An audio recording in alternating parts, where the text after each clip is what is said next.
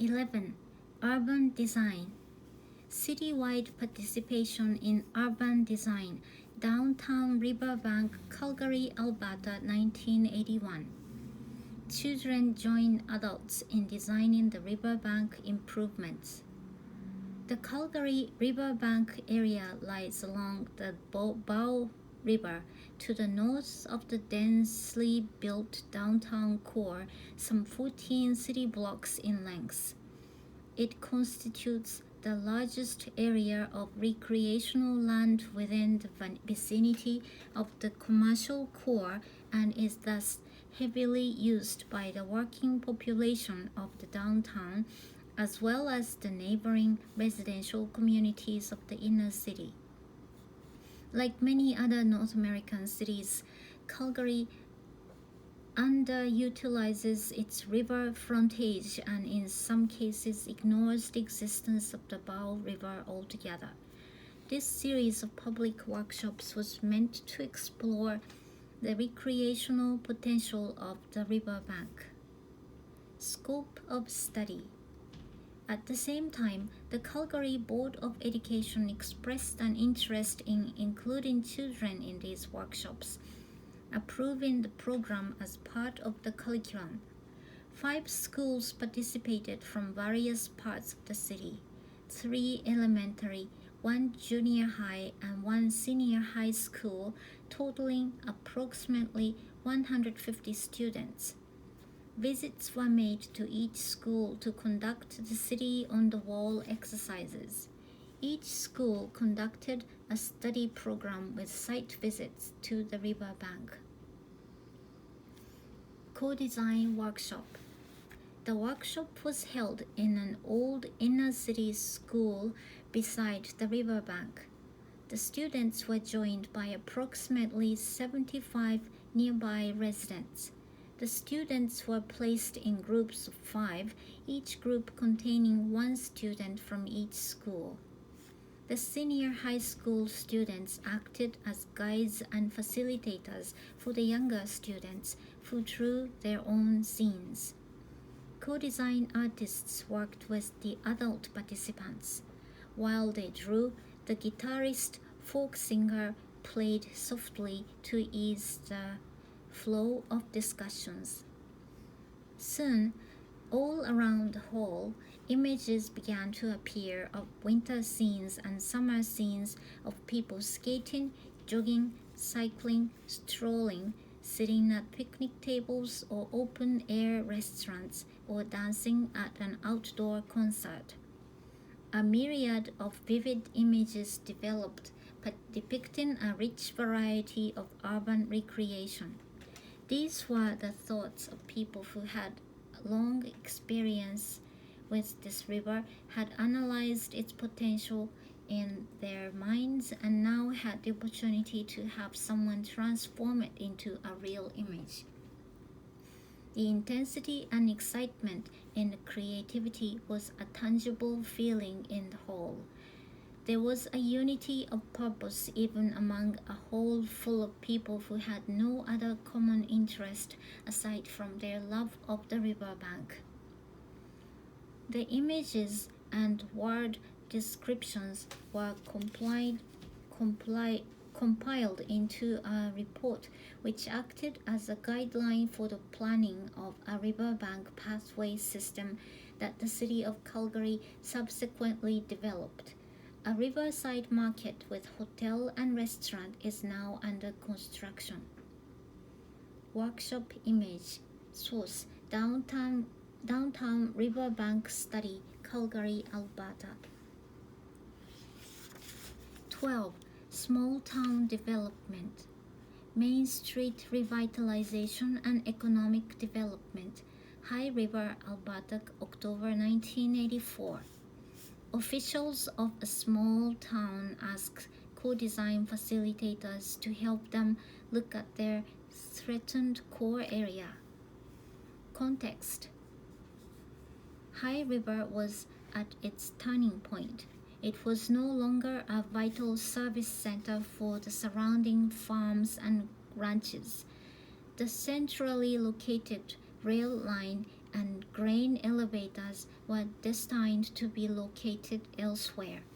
As a dormitory town for the large city 30 miles away, it was in danger of being overshadowed economically. Local merchants were losing substantial business to their big city brothers.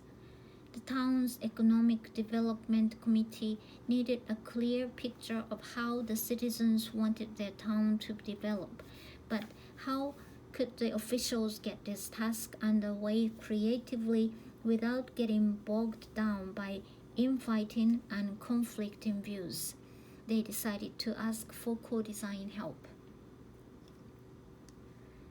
Publicity ensures a high turnout.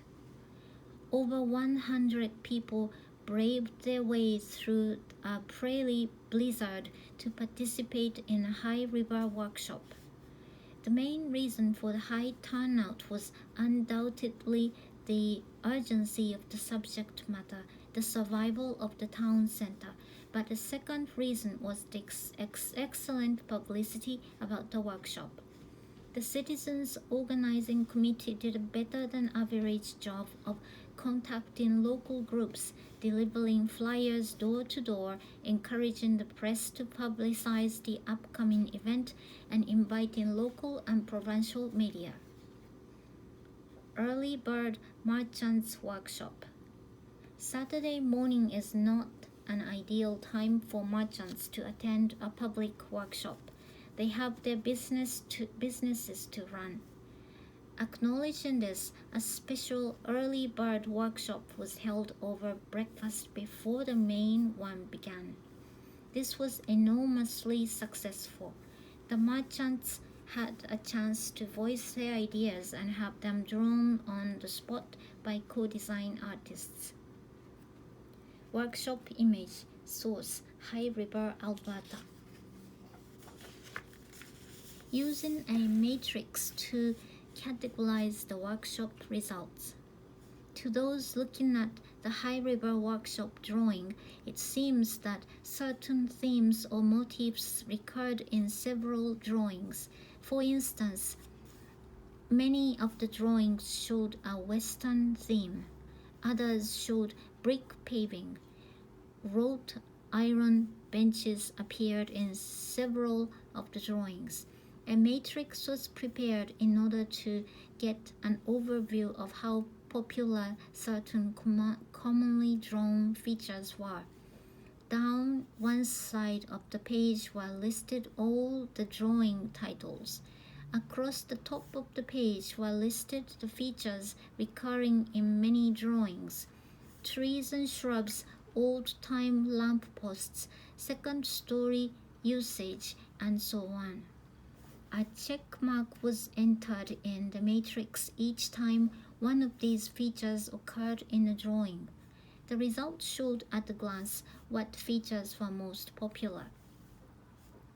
A new self-image result. The community accepted the images from the workshop with remarkable accord and mutual agreement. Both the workshop and follow-up open house review session left the residents with a sense of having a common mission. As is so often the case, the workshop served as a starting point, a changing of attitudes. High River is currently working hard to turn the workshop images into reality. A High River workshop drawing. An example of an activity matrix. 13. Inner city communities. Addressing issues of community vitality. Inglewood Community, Calgary, Alberta, May 1987.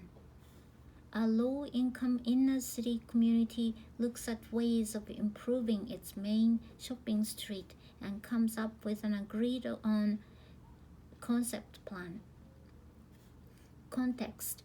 Most inner city communities have a traditional main street where shopping, meeting friends, strolling, eating, and window browsing take place. Inglewood was no exception. Like other community main streets, It suffered increasingly from urban pressures, heavy traffic, rundown buildings, high vacancy rates, and a proliferation of used car lots and seedy night spots. On the other hand, it had many things going for it. There was a strong streetwise community group familiar with City Hall battles. The area was scheduled for a special funding program for business improvements and a general neighborhood study as well. The street had a solid stock of turn-of-the-century buildings, a potential link with the nearby riverbank, and a flourishing impromptu Saturday morning farmers market. The shopping street needed attention. The city planner assigned to the community and the community association decided that a co-design workshop was the best approach. Taking the co-design process one step further, the co-design project extended the workshop results into an actual concept plan prepared by co-design staff in conjunction with key community members and city resource people. After the young people's school workshops and main adult one-day workshop, the image ideas were incorporated into a concept plan for the street. This helped bridge the potential gap between co-design workshop images and early design drawings typically prepared by planners and architects. Co-design staff took the ideas generated in the workshop and went beyond merely restating them. It organized them by generating a framework or system of connections among the various activities described in the public workshops. A major component of the concept was the development of policies and strategies rather than actual physical designs. The idea of a boutique area, for instance, was not a direct result of the workshop, but rather a way of organizing several of the ideas generated there. Building preservation, the creation of a pocket park, and the desire for alternative shopping uses. In other words, the outcome of the workshop was used to advance to the next design stage, a concept plan. Workshop image source: Inglewood Community, Calgary, Alberta. Showing the world. The original color drawings were mounted into a display in the Calgary City Hall foyer for 2 weeks following the workshop. A short written description of the process accompanied the drawings. This display represents a logical extension of the public design process, allowing people who did not attend the workshop to appreciate what took place. For the members of the Inglewood community, the workshop marked a beginning, not an end. They contemplate 2 other co-design workshops in the near future dealing with possible uses for vacant industrial lands. They plan to use co-design in an ongoing consultant capacity. For a further description of this workshop from the view of the participants, see Chapter 19. For the city planners, the concept plan brought together the disparate ideas of the image workshop into a usable strategy for implementation. 14. Alternative media. Television phone-in. Planning session in progress. In innovative community television, the co-design television phone-in. A citywide co-designed television phone-in allows access to the planning process even to those who are unable to leave their beds at home or with limited time to participate in lengthy public meetings. Context: the co-designed television phone-in workshop was developed in 1980 in order to bring a wider scope of citizen enfranchisement to matters of city planning and community development. The process made imaginative use of television for a two-day dialogue in which a viewer telephones the television studio and is connected to an on-screen artist who then draws scenes at the viewer's direction. It makes full use of the visual capabilities of television by featuring graphics in the development of the design dialogue. The viewer can see as well as hear the artist and can direct the progression of the image as it develops into the studio in the studio. As the program proceeds, an intense person-to-person dialogue develops between the caller and the artist. At the same time, the live action drawing retains the interest of a wide audience and demonstrates that participation is occurring. This is probably the most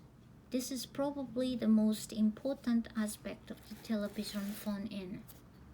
The view of the skilled artist drawing is compelling television on its own. The accompaniment of the word descriptions helps other viewers to reminisce about their own experience. Various applications of the technique. The co-designed phone-in has been used effectively in Calgary on 3 occasions. The first was in Arlton, an inner city neighborhood, in 1979 for an area redevelopment plan. A second was held for the Calgary Civic Center area in 1981 to establish conditions for the national architectural competition for the design of the City Hall extension. A third was held for the design of a senior citizens facility for the Golden Age Club in 1983, assisting the architects in defining priorities for the facility. Description of the process for television. The program opens with an introduction to the design proposal and shows scenes of the site that is to be discussed and scenes of activities relating to the design subject. Viewers are asked to phone in to describe how they would like to use the area and what kind of place they would like it to be. Callers speak first to a receptionist who records their name, telephone number, and address so that the receptionist can call the viewer back to see the finished image later in the program. This also allows the receptionist to intercept crank calls by verifying the authenticity of the caller through a reverse telephone directly. The viewer is then transferred to the on-air host in the studio who welcomes him or her and describes what will be asked of the viewer, at the same time maintaining a dialogue until an artist is free. The viewer talks to the artist, who is fitted with a headset and a lapel microphone. The scene is then drawn using the drawing in dialogue technique previously described. A writer assists the artist in taking detailed notes of the conversation as the drawing develops. A studio camera carries the image of the developing drawing to the viewer at home. A split screen technique allows up to 4 images to progress simultaneously. The sketch and dialogue take about 6 to 8 minutes to complete. The viewer is asked to continue to watch the program and wait for a return phone call from the studio in about 20 minutes. The sketch done on screen is passed to assistant artists who finish the drawing. They read the notes and add color and details. Upon completion, the drawing is mounted on the wall, ready for screening. The viewer is called by the receptionist and transferred to the host in the studio, and the finished drawing is screened. The viewer is asked to look at the drawing and comment on whether it meets with his or her approval. If alterations or additions were required, the viewer instructs the artist in amending the drawing. By the close of the 2-hour program, about 20 calls have been accepted. All of the images are screened so that viewers everywhere can phone in their comments to identify priorities or note them on pre-mailed forms. During the whole program, a small workshop takes place live in a studio as well among a group of visitors from the community. The progress of this live workshop is aired at intervals throughout the broadcast period between incoming telephone calls. The television workshop is an informal event with scenes of the activity in the studio. Careful preparations is needed to ensure the smooth operations of the complicated communications between the viewer and the studio receptionist, host, and artist.